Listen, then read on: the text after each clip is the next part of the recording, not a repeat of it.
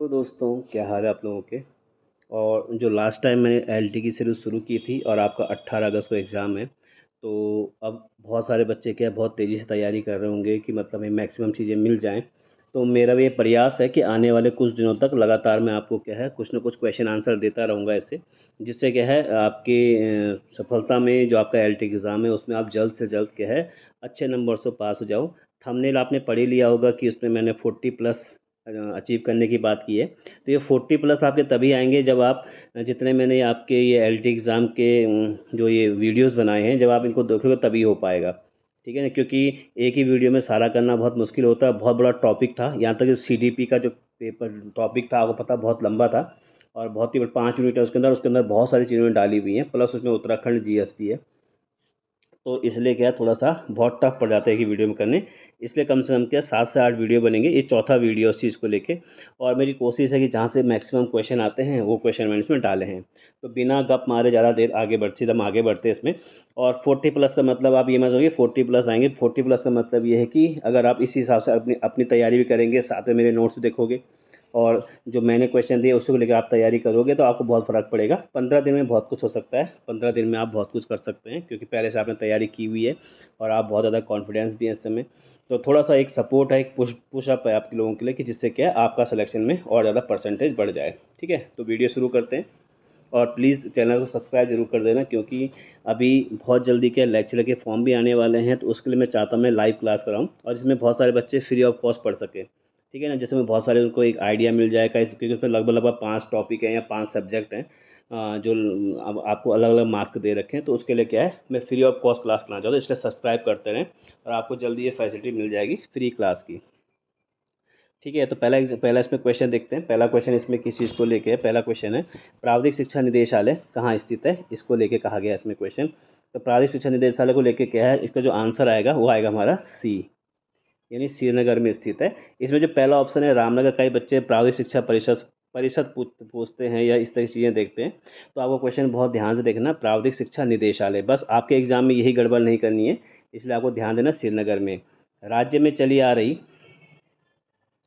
राज्य में चली आ रही आरोही परियोजना का संबंध किससे है। तो गरीब बच्चों से शिक्षा, तो आंसर है कंप्यूटर प्रशिक्षण से, बी इसका आंसर है। जब मैं वीडियो शुरू करा तो उससे पहले आप लोगों ने क्वेश्चन देख लिए होंगे, तो उम्मीद है आपने वो पहले सॉल्व कर दिए होंगे। ठीक है, कोशिश करें खुद से भी आंसर करते रहें, जिससे क्या है समस्या ना हो। और मैंने ज़्यादातर क्वेश्चन एजुकेशन को लेके ही लिखे हैं इसमें। ठीक है, मतलब आपके जो जो पेपर है एलटी का, उसी के हिसाब से क्वेश्चन बनाए हैं। अगला है, जीबी पंत कृषि प्रौद्योगिकी विश्वविद्यालय की स्थापना कब की गई थी। तो उत्तर आपको पता है यूकेएसएससी एग्जाम ले रहा हो, कई बार डेट्स को बहुत ज़्यादा क्या है फॉलो करता है, इसलिए क्या ऐसा क्वेश्चन रखा गया है। तो आपको ऐसा कोई क्वेश्चन दिखाया दे तो उसको भी करते रहे। जीबी पंत प्रौद्योगिकी की स्थापना हुई थी, इसका आंसर है ए 17 नवंबर 1916 को। ठीक है, 17 नवंबर 1916, 17 नवंबर 1960 को जीबी पंत कृषि एवं प्रौद्योगिकी विश्वविद्यालय की स्थापना हुई थी। अगला क्वेश्चन है, अब ये क्वेश्चन आपका क्या है, दर्शन से रिलेटेड है। दर्शन आपको पता है जो आपका पहला टॉप यूनिट 1 है, उससे ही क्वेश्चन आते हैं कई सारी चीज़ें। तो उसी के लिए क्वेश्चन है, शिक्षा दर्शन एक विषय के रूप में दर्शन क्या निश्चित करता है। ठीक है, तो बेसिकली दर्शन क्या निश्चित करता है। तो शिक्षा दर्शन, दर्शन में बहुत सारी चीज़ें होती हैं, आपको पता है। दर्शन में मतलब जब आप तर्क वितर्क करना शुरू कर देते हो, वो क्या एक प्रकार का दर्शन का फॉर्म ही होता है। यानी जहाँ से आपको बहुत सारी चीज़ें, कुल मिला के जितने भी क्वेश्चन हैं ये बच्चों की एजुकेशन को लेके है। तो निश्चित है उसके आंसर आपको बच्चों के बारे में सोच के ही करने हैं। तो लक्ष्यों की प्राप्ति हेतु शिक्षा का स्वरूप क्या होना चाहिए। ठीक है ना, यानी आप एज अ टीचर हो और बच्चों को आप पढ़ा रहे हो, तो आप क्यों पढ़ा रहे हो, केवल पर मंथ सैलरी पाने के लिए, या आपके पढ़ाए बच्चे आगे जाके क्या है इतने अच्छे अच्छे पदों पे जाएं, जिससे हमेशा आपको हर जगह आपका नाम ले, कम से कम साल भर में 3 बार तो आपको याद ही करें हो। एक शिक्षक दिवस के दिन याद करें, एक आपको गुरु पूर्णिमा के दिन याद करें, और 15 अगस्त 26 जनवरी को याद करें कि हमारे टीचर लोग क्या करते थे। ठीक है ना, तो शिक्षा दर्शन एक विषय के रूप में दर्शन क्या निश्चित करता है, लक्ष्यों की प्राप्ति हेतु शिक्षा का स्वरूप क्या होना चाहिए। क्लियर। ठीक है, कोई डाउट होगा तो आप कमेंट कर सकते हैं। ठीक है ना, बस ये कमेंट आप ऐसे करना कि जिससे क्या है आपको मैं आंसर दे सकूं। ऐसे बेतुके कोई कमेंट मत करना कि ये एक पेपर में नहीं आएगा, क्योंकि कोई यहाँ भगवान नहीं बैठा हुआ है कि जो बताएंगे वही पेपर में। ये सिर्फ प्रयास होता है। ठीक है ना, और हमें अपना जो चैनल्स होते हैं उनको आगे प्रमोट करना होता है, इसलिए हम क्या लगातार मेहनत करते रहते हैं, क्योंकि इस फील्ड से जुड़े हुए हैं, इसीलिए सारे वीडियो बनाए जाते हैं। बाकी ये और ऐसा कुछ नहीं है। ठीक है ना, इसलिए आप क्वेश्चन को लेकर कर क्वेश्चन आंसर कर सकते हैं कि क्या क्या चीज़ें रहेंगी इसमें। ठीक है, अगला 5th क्वेश्चन है, शिक्षा दर्शन का गत्यात्मक पक्ष है।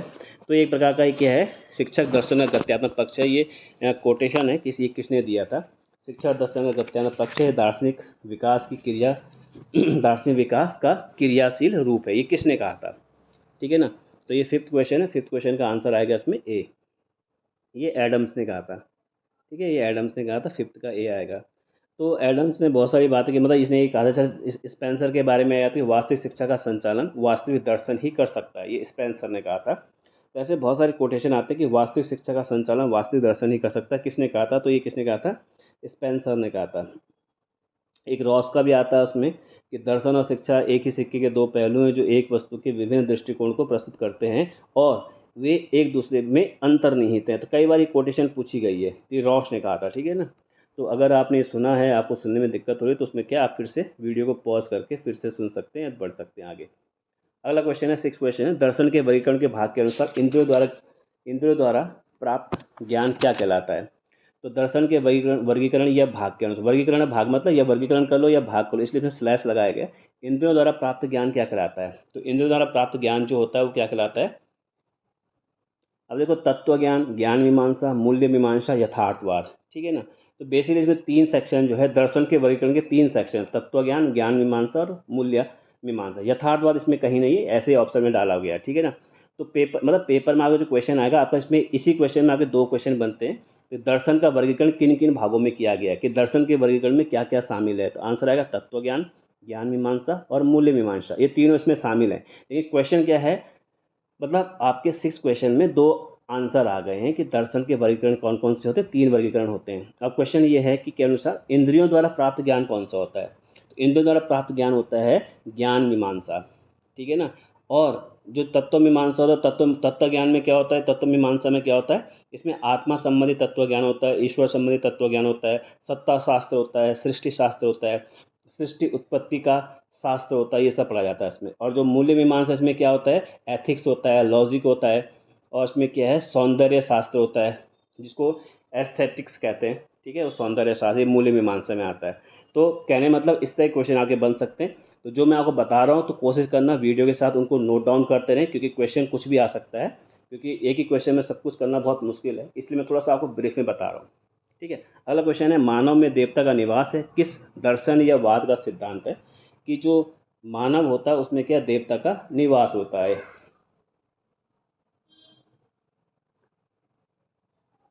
तो ये किस तत्व का दर्शन होता है, ठीक है। तो इसमें जो आंसर आएगा, 7th क्वेश्चन का जो आंसर है वो रहेगा हमारा इसमें डी आंसर, यानी आदर्शवाद, आइडियलिज्म। आइडियलिज्म क्या होता है, या प्रत्ययवाद, आइडियलिज्म को क्या कहते हैं, आदर्शवाद कहते हैं, प्रत्ययवाद कहते हैं। इस सिद्धांत का दावा क्या था, प्रत्यय के सार्वभौमिक शिक्षा का प्रतिपादन किया गया है और उसके उद्देश्य क्या है, व्यक्ति का उन्नयन और आत्मानुभूति निर्धारित करते हैं। यानी इसमें क्या डेवलपमेंट के बारे में टोटल बात होती है, ठीक है ना। तो ये मतलब आदर्शवाद में और भी बहुत सी चीज़ें होती हैं। प्लेटो जो ये आदर्शवाद था, इसकी उत्पत्ति किससे हुई थी, प्लेटो के आध्यात्मिक सिद्धांत से हुई थी, ठीक है ना। अंतिम वास्तविकता, और प्लेटो का आध्यात्मिक सिद्धांत क्या कहता है, अंतिम वास्तविकता विचारों या विचारवाद में है। प्लेटो क्या कहता है कि अंतिम वास्तविकता जो मतलब लास्ट रियलिटी है, वो क्या है, किसमें, विचारों या विचारवाद में है, ठीक है ना। तो वहीं से हमारा ये चीज़ें आती हैं। तो इसमें हमारा क्या आंसर आ जाएगा, आदर्शवाद आएगा। 8वां क्वेश्चन है, सत्यम शिवम सुंदरम किस सिद्धांत का आध्यात्मिक मूल्य है। सत्यम शिवम सुंदरम किस सिद्धांत का आध्यात्मिक मूल्य है, यथार्थवाद, प्रकृतिवाद, आदर्शवाद या प्रयोजनवाद। ये बहुत पुराना क्वेश्चन है, काफ़ी बार पेपर में पूछा गया, तो इसका आंसर भी सी आएगा, आदर्शवाद। सत्यम शिवम सुंदरम के बारे में बात करता है, ठीक है ना। यानी सीधा साधा अंतिम वास्तविकता क्या हो जाए, अभी बोला था मैंने, अंतिम वास्तविकता क्या है, विचार या विचारवाद है, ठीक है ना। अब ये क्योंकि ये दर्शन है, दर्शन में बहुत सारे सिद्धांत आते हैं, तो उनको इस वाले वीडियो में करना बहुत मुश्किल हो जाएगा, क्योंकि क्योंकि इसमें क्या है, क्योंकि अर्थों की बात है, सत्यम शिवम सुंदरम वाला क्योंकि सत्यम शिवम सुंदरम या प्लूटो के साथ ये जो क्वेश्चन मैंने बनाया सत्यम शिवम सुंदरम वाला, ये क्वेश्चन ऐसे बन सकता है कि प्लेटो के अनुसार पाठ्यक्रम में आध्यात्मिक कौन कौन से आध्यात्मिक मूल्य होते हैं, तो आंसर आता है सत्यम शिवम सुंदरम, ठीक है ना। क्योंकि प्लूटो ने अपने इस पाठ्यक्रम में आध्यात्मिक मूल्यों को स्थान दिया, और आध्यात्म आपको पता है बहुत आवश्यक है, हम हिंदुस्तान में रहते हैं, ठीक है, हम सब भारतीय हैं, और हमारे देश में सनातन संस्कृति बहुत आगे तक की है, वहीं से सभी धर्मों का उदय हुआ है। इसीलिए क्या है, इसमें जितनी बातें कही गई वो कहीं ना कहीं से लिंक करती हैं, ठीक है, तो उम्मीद है आपको समझ में आ रहा होगा मैं आपको क्या क्या बताना चाहता हूँ। दूसरा इसमें देखो, प्लेटो ने शिक्षण की कौन सी विधि का समर्थन किया था। ठीक है, 9th क्वेश्चन, सत्यम शिवम सुंदरम आपको समझ में आ गया, इसका आंसर आदर्शवाद आएगा क्योंकि ये प्लेटो के अनुसार है। ठीक है ना, सत्यम शिवम सुंदरम का सिद्धांत किसने दिया था, प्लेटो ने दिया था। ये भी आप अच्छे से कर लेना, उम्मीद है आपको समझ में आ रहा होगा। इसीलिए मैं आसानी से आगे आगे बढ़ता जाता हूँ। और प्लीज़ चैनल को सब्सक्राइब कर देना, मैक्सिमम शेयर करना, जिससे क्या है, एक मोटिवेशन मिले कि हाँ आप मुझे सुन रहे हैं, देख रहे हैं। ठीक है, 9th क्वेश्चन है, प्लेटो ने शिक्षण की कौन सी विधि का समर्थन किया था। अब प्लेटो ने जो विधि का समर्थन किया था उसके हिसाब से क्वेश्चन देखो। ठीक है ना, क्योंकि बहुत सारे दार्शनिक थे, उन्होंने अलग अलग प्रकार से क्या विधियों का समर्थन किया था। इसमें हमारा आएगा, इसमें जैसे प्रश्नोत्तर विधि, तर्क विधि, दंड निर्देशन विधि और संवाद विधि। तो अभी मैं थोड़ी देर पहले आपके सामने पढ़ा था, उसने क्या सत्यम शिवम सुंदरम के बारे में बात की थी प्लेटो ने। और प्लेटो ने क्या है, ईश्वर ब्रह्मांड इस सब के बारे में बात की थी। एक वर्ड में ना, तो अंतिम वास्तविकता विचारों या विचारवाद में। तो विचारवाद कहाँ से आता है, ये विचार कहाँ से आते हैं, तो विचार आते हैं संवाद से। ठीक है ना, जब आप डिस्कशन करोगे एक नया थॉट आपके दिमाग में आएगा, वहीं से आएगा। तो इसलिए आंसर क्या होगा, संवाद होगा, संवाद विधि द्वारा होगा। तो प्लेटो की थ्योरी थी किस चीज़ को लेकर थी, संवाद को लेकर थी। ठीक है, तो थोड़ा सा मतलब इन चीज़ों के बारे में अगर आप ध्यान रखोगे तो आपको क्या है, आराम से पेपर सॉल्व हो जाएगा। या ऐसे जो आपके आध्यात्मिक वाले क्वेश्चन आएंगे, इनको आपको ऐसे नहीं पढ़ना है कि हवा में पढ़ रहे, बहुत ध्यान से पढ़ना, एकदम से हो जाएगा। अगला जो क्वेश्चन है, आध्यात्मिक जगत सबसे ऊपर, आत्मा परमात्मा का संबंध, कौमा ईश्वर ब्रह्मांड की नियामक सत्ता है, इस प्रकार के मूल सिद्धांत किस दर्शनवाद से सम्मिलित है। तो इसका जो आंसर होगा वो भी क्या होगा, हमारा आदर्शवाद होगा। ठीक है, तो तीन तीन चार क्वेश्चन मैंने आदर्शवाद से अब प्लेटो को लेके आपको लिखा दिए हैं, आप लोग इन्हें क्या नोट डाउन कर लेना। ठीक है ना, अगर आप उसका पीडीएफ चाहिए हो तो आप मुझे मैसेज करना, और मतलब कमेंट करना कमेंट सेक्शन में जाके कि हमें इसका पीडीएफ दे दो, तो मैं आपको पक्का पीडीएफ दे दूंगा इसमें। ठीक है ना, और हमारा इसमें इसमें मेरा एक व्हाट्सएप ग्रुप भी है, व्हाट्सएप ग्रुप भी को मैं लिंक इसमें डाल दूंगा, उस लिंक को आप ज्वाइन कर लेना, तो आपको ऐसी इन्फॉर्मेशन बहुत सारी मिलती रहेंगी, बहुत सारे पेपर मिलते रहेंगे। आगे बढ़ते हैं, 11वां क्वेश्चन है। 11वां क्वेश्चन, किस वाद दर्शन में आत्मा धर्म व ईश्वर का कोई स्थान नहीं है। ठीक है ना, किस वाद में क्या है, इस तरह की चीज़ों का कोई स्थान नहीं है, किसका, आत्मा धर्म ईश्वर का कोई स्थान नहीं है। तो इसमें जो हमारा आंसर आएगा कि जहाँ पर इन सब स्थान नहीं, वो आएगा प्रकृतिवाद, क्योंकि प्रकृति सबसे ज़्यादा पावरफुल होती है। ठीक है ना, धर्म ईश्वर कोई स्थान है, आपको पता है जो हमारे प्राचीन काल के लोग थे, उन्होंने सबसे पहले सूर्य देवता या चंद्रमा या धरती की पूजा करनी शुरू की थी। तो प्राचीन काल के लोग बहुत ज़्यादा विद्वान थे, उन्होंने ये सब चीज़ें इसलिए करी कि जिससे क्या है, नेचर की अच्छे से पूजा हो सके वगैरह। जो उन्हें दिखता था उसी को उन्होंने भगवान माना, जो नहीं दिखता उसको भगवान नहीं माना। ये विचारधारा बहुत बाद में आई थी। ठीक है ना, तो साकार साकार ब्रह्म की उन्होंने उपासना की थी, जो हमें दिखाई देते हैं, और आज भी हम लोग सूर्य चंद्रमा और पृथ्वी की पूजा करते हैं। ठीक है ना, तो इसीलिए क्या है, ये प्रकृतिवाद से रिलेटेड होता है। ठीक है, जैसे रूसो है, तो रूसो को क्या है, प्रकृतिवादी माना जाता है। कई बार क्वेश्चन निम्न में से कौन सा प्रकृतिवादी, तो रूसो क्या है, प्रकृतिवादी है। अच्छा, पीछे हमने प्लेटो पढ़ा था, प्लेटो क्या है, हमारा आदर्शवादी है। ठीक है ना, तो इस तरह से मतलब आपको थोड़ा सा चीज़ें ये भी ध्यान रखने की, प्रकृतिवादी क्या है, विचारक क्या है। मतलब कुल मिला जैसे ये कहता है, किस वाद में दर्शन आत्मा धर्म व ईश्वर का कोई स्थान नहीं है। मतलब अगर आत्मा भी नहीं है, धर्म भी नहीं है, ईश्वर नहीं है, स्थान किसका है, स्थान है बुद्धि का। ठीक है ना, अगर ठीक है हमने बोला ये भी नहीं है, ये भी नहीं, ये भी नहीं, तो स्थान, लेकिन प्रकृतिवाद में स्थान किसका है, बुद्धि का स्थान मानते हैं, बुद्धि को कहते हैं। ठीक है, अगला है, मस्तिष्क का स्वभाव व दृष्टिकोण कौन सा वाद कहलाता है। ठीक है, मस्तिष्क का स्वभाव व दृष्टिकोण कौन सा वाद कहलाता है। तो अब जब मस्तिष्क के बारे में बात आई, तो निश्चित है यहाँ पर क्या आएगा, प्रयोजनवाद के बारे में आएगा। ठीक है ना, ये प्रयोजनवाद को हम क्या कहते हैं, जैसे प्रकृतिवाद को हम नेचुरलिज्म कहते हैं, ऐसे हम प्रयोजनवाद को क्या कहते हैं, प्रैग्मेटिज्म कहते हैं। क्या कहते हैं, प्रैग्मेटिज्म कहते हैं। थोड़ा सा ऊपर बढ़ जाते हैं इसमें, तो ये प्रैग्मेटिज्म के बारे में आएगा। ठीक है, प्रयोजनवाद के बाद में आएगा। प्रयोजनवाद क्या है, ग्रीक शब्द का वर्ड है, और इसका मतलब में चार्ल्स सैंडर पियर्स का जाता है। मतलब जो ये प्रैग्मेटिज्म है यानी प्रयोजनवाद को लेके कौन आया था, तो आंसर आता है चार्ल्स सैंडर्स पियर्स का नाम आता है इसमें, पियर्स का नाम। ठीक है, बाकी आगे बढ़ते हैं इसमें। तो प्रयोजनवाद का आंसर हो गया। अगला जो क्वेश्चन है इसमें 13 क्वेश्चन, शिक्षा व प्रक्रिया है जिसके द्वारा बालक अपनी जन्मजात शक्तियाँ बाहर प्रकट करता है, किसने कहा था। ये कोटेशन है, कोटेशन आपको याद करनी पड़ेगी।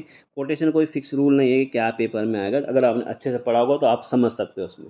नहीं तो अगर ऐसे क्वेश्चन आपको टफ लग रहे हैं, किसने कहा नहीं आ रहा, तुरंत छोड़ देने चाहिए। ठीक है ना, तो 13 क्वेश्चन का आंसर आएगा बी, ये महात्मा गांधी। शिक्षा वह प्रक्रिया है जिसके द्वारा बालक की जन्मजात शक्तियाँ बाहर प्रकट होती है, महात्मा गांधी ने कहा था। 14 क्वेश्चन, शिक्षण तकनीकी कितने रूप होते हैं, शिक्षण तकनीकी कितने रूप होते हैं। तो इसका आंसर है सी, यानी कि 3 रूप होते हैं। शिक्षण तकनीक कितने रूप होते हैं? 3 रूप होते हैं। तो जो शिक्षण तकनीकी है इसके रूप के बारे में हमने मतलब शिक्षण तकनीकी आपका टॉपिक है, आपने पहले भी पढ़ा होगा इसके बारे में, तो निश्चित है आपको वहाँ से क्या है इसका, ठीक है। तो जो आपका ये मतलब शिक्षण तकनीकी मतलब एजुकेशन टेक्नोलॉजी के बारे में आपका टॉपिक है, जहाँ तक मुझे याद है शायद यूनिट 4 है, ऐसे कुछ एजुकेशन, या यूनिट 3 के बारे में, ठीक है। कन्फर्म नहीं है, आप लोग इसका कोई फ़र्क नहीं, कोई पेपर में नहीं आना कौन सी यूनिट में क्या था। तो शिक्षण तकनीकी ज्ञान पक्ष के विकास पर जोर दिया था, ठीक है। शिक्षण तकनीक कितने रूप होते हैं? 3 रूप होते हैं। 3 रूप क्या होते हैं शिक्षण तकनीकी के? ये होते हैं शिक्षण तकनीकी, अनुदेशात्मक तकनीकी और व्यावहारिक तकनीकी होती है, ठीक है। उसके हिसाब से काम करते हैं। अगला क्वेश्चन है, किस शिक्षण तकनीकी में ज्ञानात्मक पक्ष के विकास पर विशेष जोर दिया गया है? तो आंसर आता है किस शिक्षण तकनीकी में ज्ञानात्मक पक्ष के विकास पर विशेष जोर दिया गया? तो आंसर आएगा अनुदेशात्मक, ठीक है, अनुदेशनात्मक। तो ऊपर क्वेश्चन था शिक्षण तकनीक कितने रूप होते हैं? 3 होते हैं। उन तीनों में नाम ही मैंने यहाँ लिखे हैं, अनुदेशात्मक, व्यावहारिक और शिक्षण, ठीक है। चौथा ऑप्शन तीनों पे जोड़ देगा नहीं, ज्ञानात्मक पक्ष पर जोड़ किस में दिया गया? अनुदेशात्मक में लिया है। अनुदेशनात्मक जो तकनीकी है वो स्किनर का था, और उसमें आशुबेल का नाम आता है और एक ग्लेजर का नाम आता है, ठीक है ना। तो ज्ञानात्मक पक्ष पे विशेष रूप से ध्यान देता है, ठीक है ना। और जैसे शिक्षा, मनोविज्ञान, अनुक्रिया यानी जिसको रीइंफोर्समेंट कहते हैं, ठीक है ना, पुनर्बलन सिद्ध, इस तरह की चीज़ों को मतलब फोकस करता है, यानी टोटली प्रैक्टिकल होता है। अनुदेशन में क्या होता है? इंस्ट्रक्शन के बेस पे चलता है। तो ये जो शिक्षा मनोविज्ञान सिद्धांत मशीन पे ज़्यादा काम करता है, ठीक है। तो उसके बारे में अब आंसर आएगा। अगला है क्वेश्चन है 16 क्वेश्चन, फ्लैंडर्स इंटरेक्शन एनालाइज अंतःक्रिया विश्लेषण विश्लेषण का निर्माण अध्यापक विद्यार्थी के परस्पर आपसी व्यवहार के आधार पर किस वर्ष परिभाषित किया गया? तो जो फ्लैंडर्स है, ठीक है, फ्लैंडर्स ने क्या है? अंतःक्रिया विश्लेषण सिद्धांत दिया था। तो जो 16 क्वेश्चन का आंसर 1961 है, ठीक है ना। कई बच्चे इसमें 1951 समझेंगे आंसर, लेकिन मैं आपको चीज़ क्लियर कर दूं, फ्लैंडर्स इंटरेक्शन एनालिसिस, ठीक है, अंतःक्रिया विश्लेषण सिद्धांत, ठीक है ना। तो जो अंतःक्रिया विश्लेषण सिद्धांत है इसके बारे में सबसे पहले नाम आता है, यानी अंतःक्रिया विश्लेषण सिद्धांत की जो पहली परिभाषा किसने दी थी? एंडरसन ने दी थी 1935 में, ठीक है। अगर देखो इसको लेके और क्वेश्चन आए तो आप लोग जो मैं बोल रहा हूँ उसको नोट डाउन करते रहना। इन फ्लैंडर्स का इंटरेक्शन एनालिसिस यानी फिर अंतःक्रिया विश्लेषण सिद्धांत, इसको जो पहली परिभाषा दी थी वो एंडरसन ने दी थी 1935 में, और एंडरसन के कार्यों से प्रभावित होकर फ्लैंडर्स ने 1959 में 10 वर्षीय अंतःक्रिया प्रणाली का विकास किया था। 59 से लेकर आगे तक वो लगातार काम करता रहा। और लेकिन जो फ्लैंडर्स ने जो बात कही है निर्माण, उस फ्लैंडर्स ने क्या किया? जो अंतःक्रिया विश्लेषण होता है उसका निर्माण, क्योंकि तो 59, 60, 61 2 साल बाद, ठीक है ना। तो फ्लैंडर ने, क्योंकि उसने 10 साल तक अध्ययन किया था, लेकिन 2 साल के अंदर उसने क्या एक पॉइंट लिखा था, का निर्माण अध्यापक विद्यार्थी के आपसी व्यवहार के आधार पर किस वर्ष परिभाषित किया था। तो यानी जो वो ये कहता है अंतःक्रिया विश्लेषण का निर्माण अध्यापक और विद्यार्थी के आपसी व्यवहार से निर्मित होता है, ये फ्लैंडर्स ने 1961 में कहा था। क्वेश्चन ये पूछा गया है, अंतःक्रिया विश्लेषण किसने दिया था? एंडरसन ने दिया था। और उसके एंडरसन के कार्यों पे जो जिसने काम करना, फ्लैंडर्स ने काम करना शुरू किया था 1959 में, और उसके बाद 10 साल तक उसी चीज़ पे काम करता रहा। उसी बीच 1969 में उसने ये थ्योरी दी थी कि अंतःक्रिया विश्लेषण का निर्माण कैसे होता है? अध्यापक और विद्यार्थी के आपसी व्यवहार के आधार पर होता है, और ये बात उसने 1961 में कही थी, इसलिए इसका आंसर 1961 होगा, ठीक है। फ्लैंडर्स को लेकर एक क्वेश्चन और, फ्लैंडर्स अंतःक्रिया विश्लेषण प्रणाली में क्या शामिल नहीं है, ठीक है ना। अब देखो उसमें मैंने क्या अभी जो हमने आपको आंसर दिया उसके अनुसार क्या, विद्यार्थी वार्ता वार्ता अध्यापक वार्ता, मौन या भ्रांति यानी साइलेंस और कॉन्फ्लिक्ट, तो वाद विवाद इसमें शामिल नहीं है, ये आंसर होगा, ये शामिल नहीं है। बाकी फ्लैंडर्स अंतःक्रिया विश्लेषण प्रक्रिया में ये तीनों शामिल है, क्या? विद्यार्थी वार्ता, अध्यापक वार्ता और मौन या भ्रांति, ये शामिल है, ठीक है। इनका मीनिंग समझाने की कोई विशेष आवश्यकता नहीं है।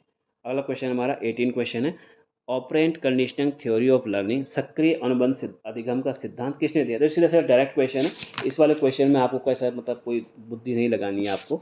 तो इसका जो हमारा आंसर आएगा 18 क्वेश्चन को, हमारा क्या है? BF स्टिकर का नाम आएगा। मतलब ऑपरेंट कंडीशनिंग थ्योरी किसने दी थी? तो सीधा सीधा आंसर है, ठीक है ना, BF स्किनर ने दी थी इसमें। तो ये ऐसा कुछ बहुत नहीं सोचना कि, क्योंकि ऐसे ये जो आपको मतलब हेडिंग वाले क्वेश्चन होते हैं ये आपको हमेशा आंसर सही सही होने चाहिए। इसमें ये नहीं होना चाहिए कि यार हमें ये नहीं आया वो नहीं आया, क्योंकि ये तो बहुत ही बेकार बात है अगर आप ये नहीं कर पाते हैं तो। 19 क्वेश्चन है, अध्यापक शिक्षक अध्यापक शिक्षा के शिक्षण प्रतिमान में ताबा प्रशिक्षण प्रतिमान प्रयोग में पाठ्यक्रम की किन क्रियाओं को शामिल किया गया, कितनी या फिर किन क्रियाओं को शामिल किया गया। 19 क्वेश्चन। क्योंकि ताबा है, ताबा का नाम बहुत ज़्यादा पेपर में आता है, बहुत ही इंपॉर्टेंट क्वेश्चन है। अगर आपको ताबा आप इंटरनेट सर्च करोगे तो उसमें आपको ताबा के बारे में मिल जाएगा, ठीक है ना। लेकिन उसकी शिक्षण प्रतिमान थ्योरी के बारे में ज़रूर पढ़ना है इसमें, ठीक है, काफ़ी इंपॉर्टेंट है। तो 19 क्वेश्चन का आंसर हमारा आएगा सी आंसर आएगा। सी देखो यहाँ पर क्या सी है, 1 2 3 और करेक्ट। प्रत्यय की रचना के बारे में बात करता हो, प्रत्यय के आधार पर व्याख्या की बात करता है, अब पूर्व कथन करना यानी पहले से किसी चीज़ के बारे में बात करना। अध्यापक शिक्षा के शिक्षण प्रतिमान में ताबा का शिक्षण प्रतिमान, ये शिक्षण शब्द जब आता है इसका मतलब क्या होता है, teacher of education, teacher education के बारे में होता है। यानी टीचर है वो क्या, कोई किसी न किसी प्रकार का क्या कर रहे हैं, अपना चीज़ें ले रहे हैं, ठीक है, मतलब अपना प्रशिक्षण ले रहे हैं, तो इसलिए वहाँ पर ये सब चीज़ें आती हैं। तो ताबा का शिक्षण प्रतिमान क्या है, इस तरह की चीज़ें आएंगी इसमें। तो इसका 1 2 3 आंसर आएगा। अगला है 20 क्वेश्चन है, तो ये बिल्कुल वैसे है। ताबा ग्रासरूट मॉडल में कुल कितने पद स्टेप पे बताए गए हैं, तो बहुत ही बेसिक क्वेश्चन है, 7 है। ये हमेशा मतलब बहुत ही अच्छा क्वेश्चन लगता है, आता है पेपर में, 7 स्टेप बताए गए। आप लोग ऑनलाइन का 7 स्टेप सर्च कर लेना, आपको मिल जाएंगे उसके आंसर। और मे भी वहाँ से पेपर में ऐसा क्वेश्चन कि निम्न में से ताबा के उसमें शामिल नहीं है, तो आपको आंसर करने में दिक्कत नहीं होगी। अगला क्वेश्चन है 21 क्वेश्चन है। Chart, picture, poster, painting, site, slide projector किस प्रकार के हार्डवेयर हैं। तो चार्ट, पिक्चर, अब ये आपको क्या है, type of hardware. Type of hardware 3 प्रकार के होते हैं, एक श्रव्य कठोर सामग्री होता है, एक दृश्य कठोर सामग्री होता है, और एक श्रव्य दृश्य कठोर सामग्री होता है। तो ये उसने सीधा जो उसके ऑप्शन होते हैं, यानी चार्ट, पिक्चर, पोस्टर, पेंटिंग और स्लाइड प्रोजेक्टर किस प्रकार के हार्डवेयर हैं, तो ये बेसिकली आएगा दृश्य कठोर सामग्री है इसमें, ठीक है। 21 का आंसर बी आ जाएगा हमारा, दृश्य कठोर सामग्री में आते हैं।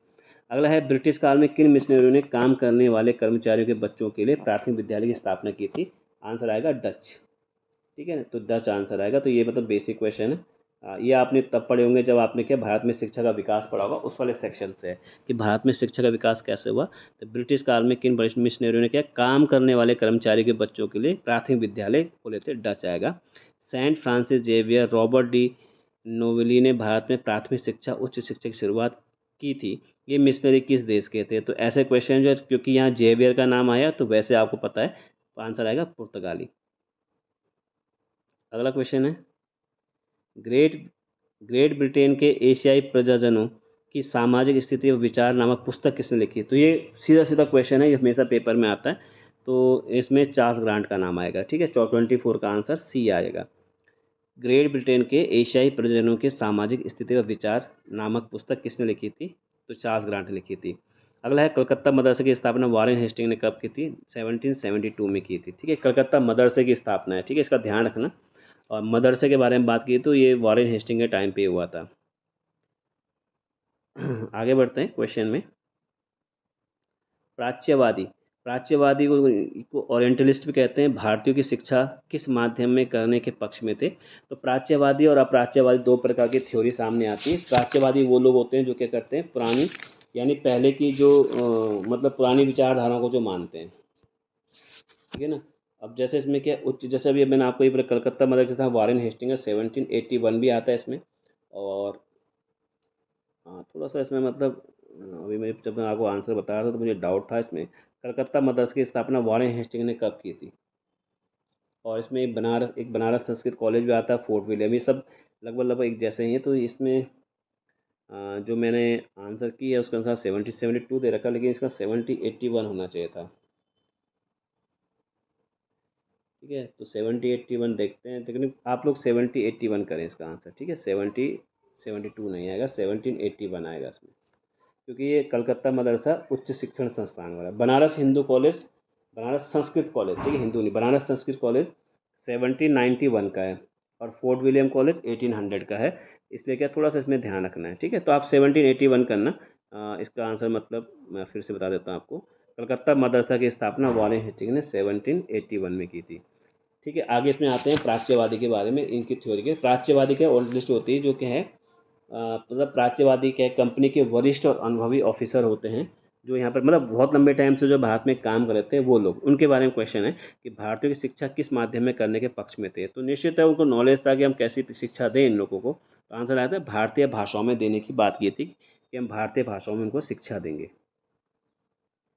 ठीक है, अगला क्वेश्चन है बेसिक क्वेश्चन है, किस चार्टर एक्ट द्वारा ईसाई मिशनरियों को भारत में आने की खुली छूट दी गई थी। तो आंसर आएगा 1813 के एक्ट द्वारा भारतीय मतलब मिशनरी, क्योंकि इसी समय आपको पता है एजुकेशन की शुरुआत की थी, भारतीय शिक्षा पर 1 लाख रुपये खर्च करने की बात की गई थी। 28 क्वेश्चन है, किस चार्टर एक्ट द्वारा भारतीय की शिक्षा प्रतिवर्ष 1 लाख रुपये के स्थान पर 10 लाख रुपये निश्चित किया गया था। तो 1833 का चार्टर एक्ट, 28 का आंसर का सी आ जाएगा। ठीक है ना, 10 लाख रुपये निश्चित किया गया था, यानी 1 लाख रुपये 1813 में आया था इस वाले में। ठीक है ना, फिर से बता देता हूँ, 1 लाख रुपये खर्च करने की बात किस में की, 1813 के चार्टर एक्ट में की गई थी। लेकिन उसके 20 साल बाद 1833 में क्या चार्टर एक्ट में 10 लाख रुपये खर्च करने की बात की थी एजुकेशन में। तो जब हम थोड़ा सा अंदर तक पढ़ते हैं चीज़ें अपना आप ठीक हो जाती हैं। किस शिक्षा नीति द्वारा निस्यंदन सिद्धांत की समाप्ति व जन शिक्षा पर बल दिया गया था। निस्यंदन सिद्धांत का मतलब क्या होता है, डाउन फिल्ट्रेशन थ्योरी। कुल मिला के ये है कि जिनके पास पैसा है वही लोग पढ़ाई करेंगे, रॉयल फैमिली के लोग होंगे वही पढ़ाई कर सकते हैं, गरीब लोग पढ़ाई नहीं कर सकते, उसके बारे में बात कर रखा है। तो निस्यंदन सिद्धांत की समाप्ति, यानी अब उसने ये सिद्धांत हटा दिया कि केवल गरीब लोग पढ़ाई करेंगे। ठीक है ना, उसने कहा सब लोग पढ़ाई करें, इसमें जन शिक्षा पर बल दिया गया 1854। 1854 में आपको पता है भारत में क्या है, एजुकेशन क्या है, धीरे धीरे ऊपर लेवल पर जाने पर मतलब जाना शुरू हो गया था एजुकेशन का। ठीक है ना, जैसे क्योंकि 1854 का मतलब आप समझ लो लगभग लगभग का वुड का जो घोषणा पत्र था, जिसे चार्ल्स वुड डिस्पैच कहते हैं, 1854 उस समय की बात है। ठीक है ना, उस समय की उन्होंने ये सब बातें कही थी, जिसको हम क्या है एजुकेशन भारतीय शिक्षा का मैग्ना कार्टा भी कहते हैं। किसको, चार्ल्स वुड डिस्पैच को, जो 1854 का है। 30 क्वेश्चन है, भारतीय शिक्षा आयोग 1882 गठन कब किया गया। तो ये डायरेक्ट क्वेश्चन है, 3 जनवरी को किया गया था। ठीक है, मतलब ये क्वेश्चन ऐसे हैं जो आपके गलत नहीं होने चाहिए, आपके टिप पे होने चाहिए। बेसिक क्वेश्चन, भारतीय शिक्षा आयोग 1882 गठन कब किया गया था। भारतीय शिक्षा आयोग 1882 को हम हंटर कमीशन भी कहते हैं, ये भी आपको ध्यान रखना है। ठीक है, 1882 में। तो 3 जनवरी को इसकी स्थापना हुई थी। ठीक, 3 जनवरी 1882 को स्थापना हुई थी।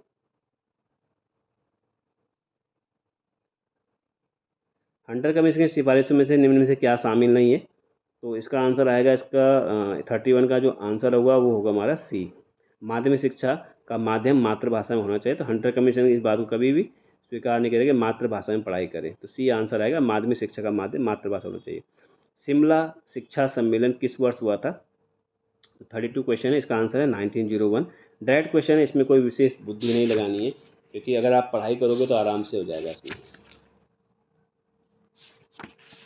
33 क्वेश्चन है, भारतीय विश्वविद्यालय आयोग 1902 के अध्यक्ष कौन थे। ठीक है ना, भारतीय विश्वविद्यालय इसको मतलब इंडियन यूनिवर्सिटी कमीशन 1902, 1902 में भारतीय विश्वविद्यालय आयोग बनाया गया था, 27 जनवरी को। उसके लेकिन इसने क्या है, भारतीय विश्वविद्यालय अध्यक्ष के बारे में पूछा।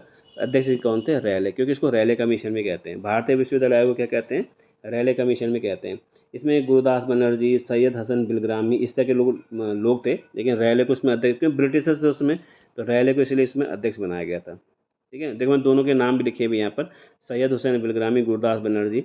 लॉर्ड कर्जन को जबरदस्ती ऐड किया गया क्योंकि ऑप्शन बनाने थे, लेकिन 2 लोग क्या शामिल थे, प्लस रैले इसके अध्यक्ष थे। 34 क्वेश्चन है, कर्जन की शिक्षा नीति के तहत प्राथमिक शिक्षा संबंधी नीति में निम्न में से क्या सही है। ठीक है, तो सोचिए, थोड़ा आंसर दीजिए इसमें, क्योंकि आपने अगर पढ़ा होगा तो कुछ ना कुछ होगा इसमें अच्छा सा।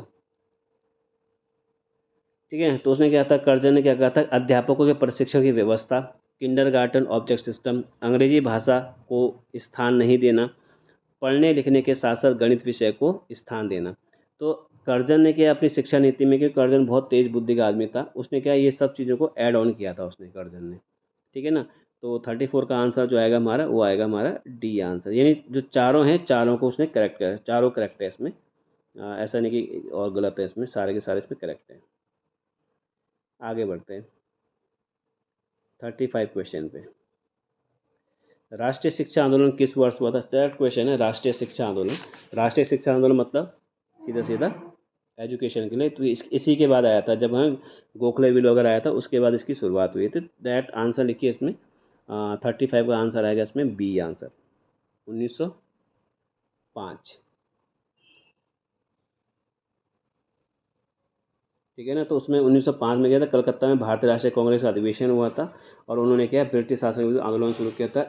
इस आंदोलन में 4 चीज़ें मुख्य थी इसमें, ठीक है। स्वराज की प्राप्ति, स्वदेशी वस्तुओं का प्रयोग करना, विदेशी वस्तुओं का बहिष्कार करना और राष्ट्रीय शिक्षा की मांग करना। इसलिए राष्ट्रीय शिक्षा आंदोलन का क्वेश्चन आया।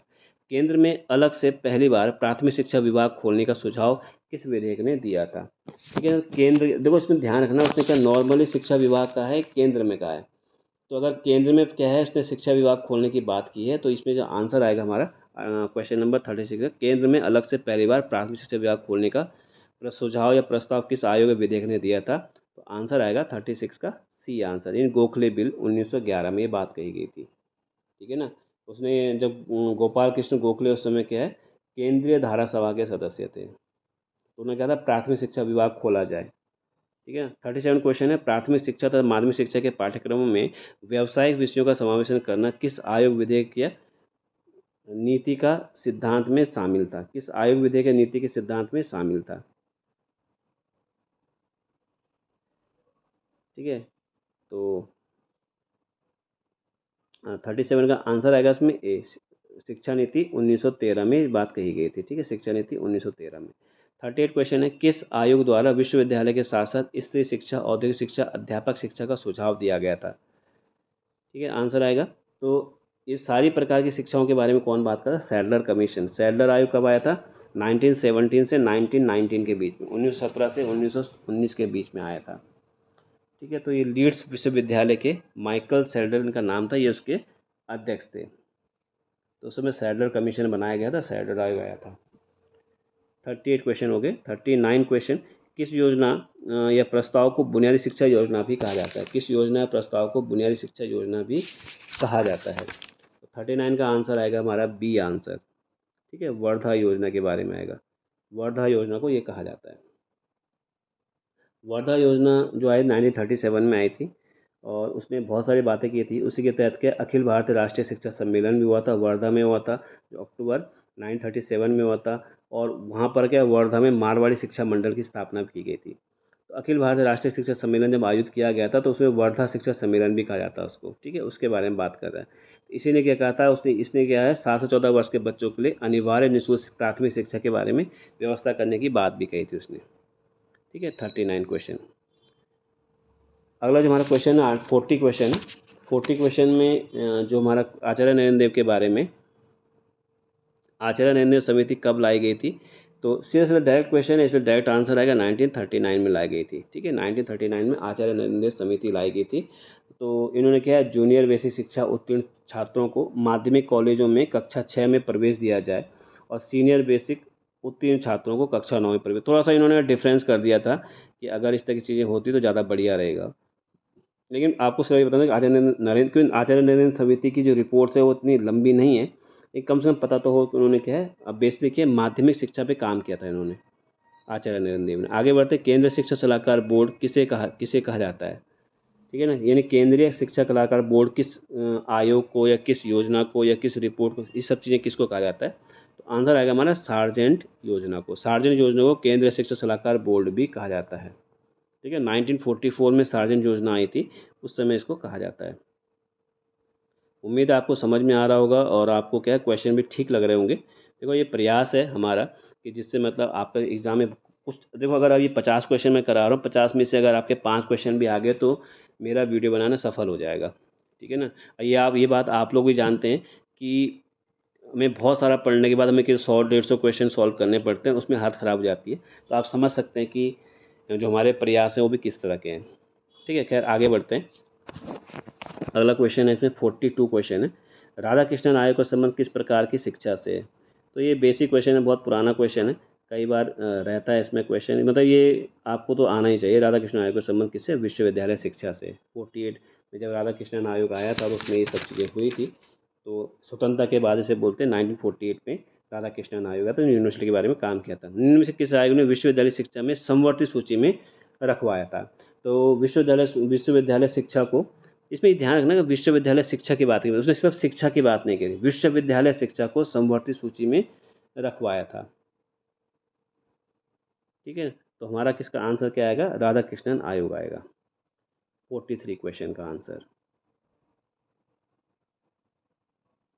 ठीक है ना। 43 क्वेश्चन का आंसर क्या है, राधा कृष्णन आयोग आया जिसने क्या है समवर्ती सूची में रखवाया था।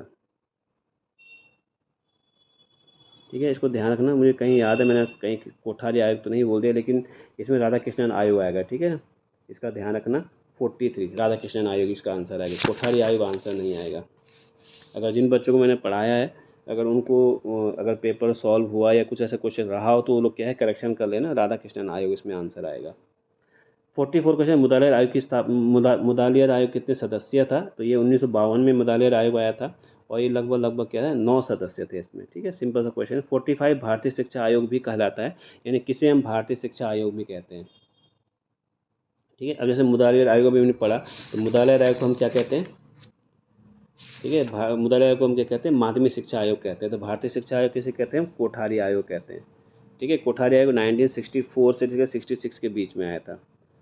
ठीक है, कोठारी कमीशन की रिपोर्ट बहुत ज़्यादा पेपर में पूछी जाती है कई बार। अगला जो पेपर रहेगा वहाँ पर मैं फोकस करूँगा कमीशन को लेकर कि क्या क्या बातें हैं इसमें। ठीक है, किस शिक्षा नीति आयोग ने केंद्रीय बजट में 6% शिक्षा पर व्यय करने का सुझाव दिया था। ठीक है, आजकल भारत सरकार क्या है, आजकल के बहुत लंबे टाइम से भारत सरकार क्या है शिक्षा में 6% आज तक कभी खर्च नहीं कर पाई, क्योंकि अगर हमारे यहाँ सब लोग शिक्षित हो जाएंगे तो फिर सरकारों से तर्क करेंगे, क्वेश्चन करेंगे और सरकार के पास आंसर नहीं होंगे देने के लिए, आप देख ही रहते हो। इसलिए शिक्षा पर शायद खर्च नहीं करते हैं, और शिक्षा का क्या है कर्जा बहुत बढ़ा दिया, यानी बच्चे पढ़ाई बहुत महंगी कर दी है, इसीलिए क्या है बहुत ज़्यादा समस्याएं बढ़ती जा रही है। तो किस शिक्षा नीति, यानी तो पहले के लोग सोचो ना, पहले के लोग क्या कर रहे थे शिक्षा पे क्या 6% मतलब टोटल बजट का 6% खर्च करने की बात करती, शिक्षा पर व्यय करने का सुझाव दिया था। काफ़ी बेहतर क्वेश्चन है। तो ये आंसर आएगा राष्ट्रीय शिक्षा नीति 1968। राष्ट्रीय शिक्षा नीति 1968 ने क्या किया था,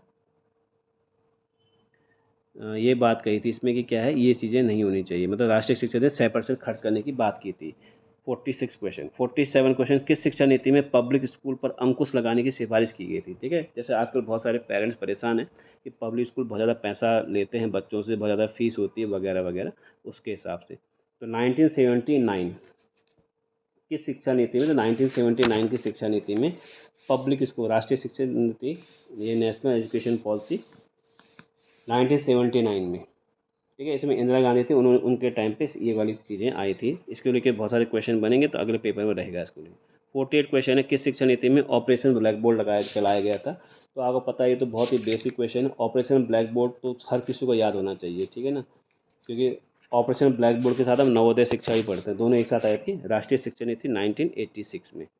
ऑपरेशन ब्लैक बोर्ड चलाया गया था।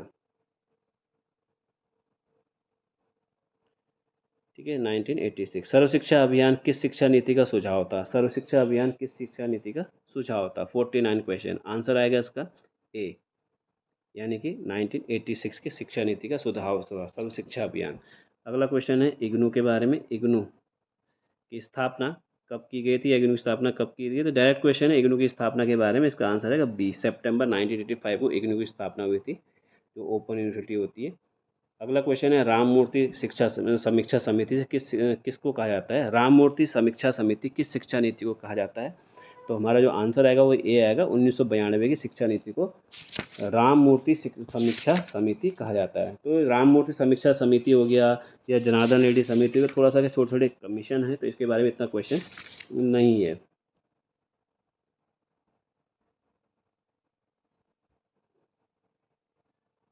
ठीक है, अगला है इसमें उच्च शिक्षा में गुणवत्ता की स्थापना के लिए किस संस्था की स्थापना, उच्च शिक्षा में गुणवत्ता के लिए किस संस्था की स्थापना की गई है। अभी संस्थाओं को लेकर मैंने क्वेश्चन नहीं बनाया, तो संस्थाओं को लेकर क्वेश्चन बनाए जाएंगे बहुत जल्दी। ठीक है, वहाँ से आपको क्या सब चीज़ें क्लियर हो जाएंगी। तो 52 का हमारा क्या आएगा, बी आर नैक आएगा हमारा इसमें, जो हमारा आंसर आएगा इसमें। नैक क्या होता है, national assessment and accreditation council. ठीक है, जो ये सब काम करती, ग्रेडिंग देना वगैरह 3 चरणों में काम करती है। आगे वाले पेपर में रहेगा क्वेश्चन जो मैं आगे बनाऊंगा इसमें। एनसीटी की स्थापना किस वर्ष हुई थी, तो एनसीटी की स्थापना का जो वर्ष बताना है वो आंसर आएगा हमारा 53 का डी आंसर आएगा। 1973 में एनसीटी की स्थापना हुई थी। अगला है 1 अप्रैल 1961 को किस संस्था की स्थापना की गई, जो बेसिक माध्यमिक व्यवसायिक आदि संस्थाओं को मिलकर बनाई गई थी। इन सब संस्थाओं को मिलकर जो संस्था बनाई गई थी उसका नाम है एनसीईआरटी। ठीक है ना, तो बस ये आपके कुछ क्वेश्चन रहे, जो मेरा प्रयास था कि आराम से चीज़ें हो जाएं। ठीक है, और पूरी कोशिश करूँगा, प्लीज़ चैनल को सब्सक्राइब कर देना, जिससे क्या है मुझे एक मोटिवेशन मिले और मैं आप लोगों के लिए अच्छे अच्छे वीडियो बना सकूँ, और आपकी एलटी के सिलेक्शन में छोटी सी भूमिका रहे, जिससे क्या है मतलब ये जो 50 में से कम 40 प्लस कर पाएँ। तो जितनी मैंने वीडियो बनाई उन सबको आप देखते रहें, जिससे क्या होगा समय निकाल के जैसे आप खाना बना रहे हैं या फिर क्योंकि ज़्यादातर बच्चे जो कमरा लेके रहते हैं खाना बनाते हैं, तो ये सब चीज़ें करते हुए बजाय आप गाना देखने या फेसबुक चलाने या व्हाट्सएप चलाने के, आप क्या है जो भी आपको चैनल अच्छा लगता है, जिसको आप लगता है जहाँ से ज्ञान मिलेगा, वहाँ से आप क्या उनका वीडियो चलाएँ और देखें कि आप, क्योंकि आपके पास बहुत कम दिन रह गए, 15 दिन रह गए केवल, और 15 दिन में भी बहुत कुछ हो सकता है, बस एक बार अच्छा प्रयास करना है। और मेरा प्रयास रहेगा कि 15 दिन के अंदर आगे जाके मैं कम से कम 3-4 वीडियो और दूँ आपको, जिससे क्या है आपका क्या है सिलेक्शन के प्रति थोड़ा सा रुझान बढ़े, और जो मैं आपको फर्स्ट पेपर को बना के दे रहा हूँ उससे क्या है आपका सिलेक्शन हो जाए। बाकी से अगले वीडियो में। जय हिंद, जय भारत, जय उत्तराखंड।